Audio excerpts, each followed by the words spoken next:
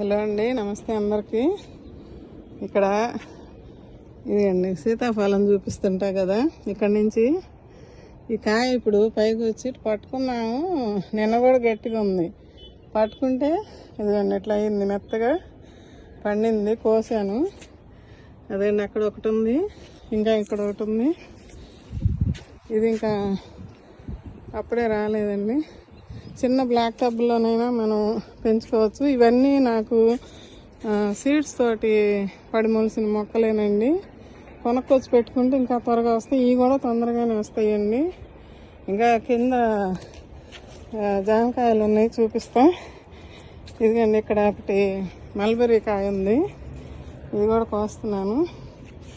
ఇదిగండి ఇక్కడ ఇంకోటి ఉంటే మొన్న కోసుకొని తిన్నాను నేను.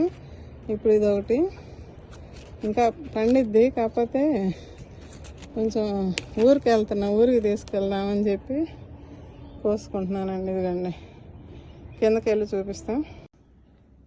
ఇదిగండి జామకాయలు కోసాను.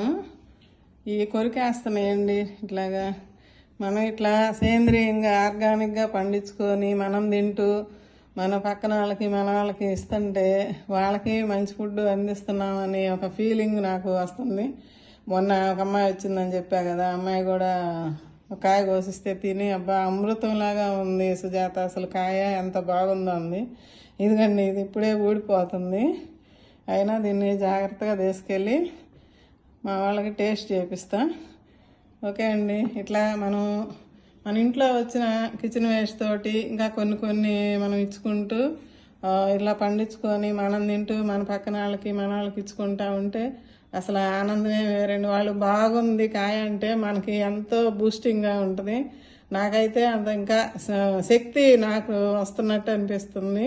ఇంకా పండించాలి, ఇంకా మనం కొంతమందికి మనల్ని చూసి కొంతమంది పెంచుకోవాలి మొక్కలు అని నాకు అనిపిస్తుందండి.